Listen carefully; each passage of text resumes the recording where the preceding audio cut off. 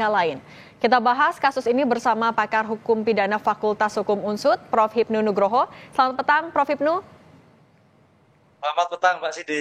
Prof. Hipnu, tadi kan ada barang bukti yang ditemukan oleh penyidik bertuliskan buat kasasi. Nah, sebenarnya proses verifikasi yang harus dibuktikan atau dilakukan oleh Kejagung untuk membuktikan ada atau enggak sih sebenarnya aliran untuk proses kasasi seperti apa, Prof? Ya, ini berbasis pada sebetulnya yang aktif memberikan itu siapa.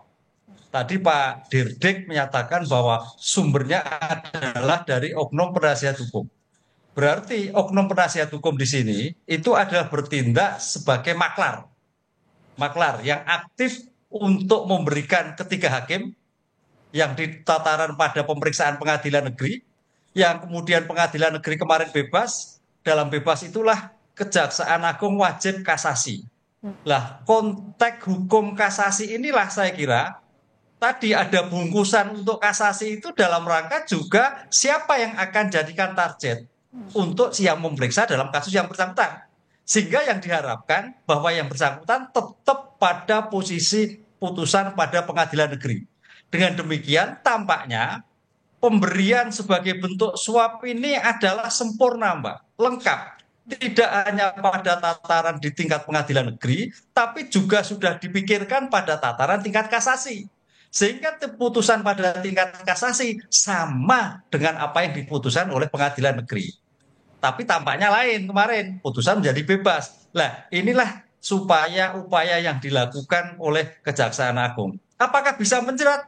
Agak sulit, karena belum sampai pada siapa penerimanya. Tapi niatan itu sudah ada. Artinya dalam kasus ini kesempurnaan sebagai pembuatan untuk menyuap itu adalah sudah dipikirkan dari tingkat PN sampai pada tingkat kasasi. Bisa memberatkan kepada pihak kuasa hukum nggak karena sudah ada perencanaan itu? Nah, sekarang kuasa hukum ini diperintah atau kehendak sendiri. Inilah yang saya kira harus dikembangkan oleh penyidik Kejaksaan Agung. Penasihat hukum itu atas perintah siapa? Duitnya siapa? Dari mana? Lewat pengiriman seperti apa? Sehingga ini bisa berkembang, Mbak, dari kasus itu. Yang membawa duit, yang mengumpulkan duit, sampai yang menyerahkan duit.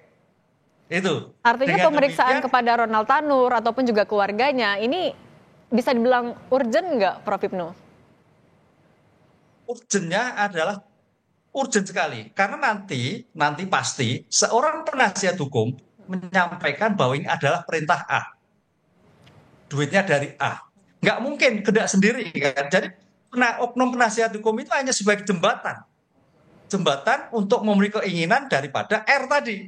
Sehingga disampaikan pada oknum hakim. Disitulah suatu tindakan yang sempurna, baik dari pemegang uang, yang menyampaikan uang, yang mengaturkan uang, sampai yang menerima, sampai pada putusan yang seandainya nanti pada tingkatan kasasi. Nah, Ini saya kira suatu yang luar untuk biasa. mencari sumber dananya itu puluhan miliar kan angka yang besar. Siapa yang harus diperiksa terlebih dahulu oleh Kejagung? Paling tidak penasihat hukumnya sudah ada. Oknum penasihat hukum pasti akan bicara, Mbak. Nggak mungkin dia akan pasang badan. Dengan demikian nanti akan menunjuk siapa yang akan mengirimkan pada waktu itu. Ketika mengirimkan pada waktu itu gampang dengan audit forensik, dengan transaksi IT, aliran dana apalagi kalau menggunakan transfer, apakah menggunakan gampang masalah tarihan. Yang penting sekarang bagaimana kemampuan penyidik Jaksa Agung untuk mengungkap oknum pengacara itu akan membuka semuanya.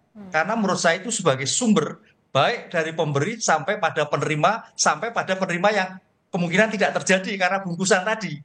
Begitu. Tapi Prof. Hipnu, artinya potensi adanya tersangka lain di luar itu apabila kuasa hukum mau membuka kasus seluas-luasnya besar sekali ya kemungkinannya? Ya, sangat besar sekali. Makanya kemarin kalau kita melihat sangkaan dari ketiga oknum tadi, hakim, adalah pasal 55. Pasal 55 itu ibaratnya penyertaan. Pelakunya siapa, yang turut serta siapa, yang menyuruh siapa, ini bagian suatu rangkaian, suatu peristiwa yang dari hulu niatan daripada R, kemudian pada penasihat hukum, kemudian sampai pada oknum penegak hukum hakim. oknum penegak hukum sudah juga disiapkan pada oknum yang andainya nanti pada tingkatan kasasi. Dengan demikian mudah-mudahan karena ini bagian dari pemerintahan Pak Prabowo yang baru, ini adalah dituntaskan semuanya tanpa pandang bulu sehingga menjadikan pelajaran, menjadikan reformasi bagi di dalam dunia peradilan yang sekarang ini. Prof. Ibnu, tapi kalau dari kasus-kasus yang sebelumnya, untuk kasus dugaan suap kepada hakim, ini biasanya karena kuasa hukum yang menawarkan, yang memulai, atau memang dari majelis hakim yang membuka celah? Dalam berbagai kasus 50-50, Mbak. Ada yang dari hakim, kita ingat dulu kasusnya MK, ada yang juga dari pengacara. Disinilah saya kira kalau dalam ilmu pencegahan itulah kekuatan integritas cukup dipertaruhkan. Kalau toh pun memang ada tawaran dari pengacara, hakimnya harus menolak. Atau sebaliknya, kalau toh ada tawaran atau isyarat-isyarat dari seorang hakim, harusnya pengacara menolak. Ini tampaknya tidak terjadi. Tidak terjadi. Sehingga konsep yang dibangun sekarang bagaimana peningkatan integritas. Coba kalau kita lihat di semua instansi penegak hukum, integritas, pencanangan integritas, itu baru tatanan formal.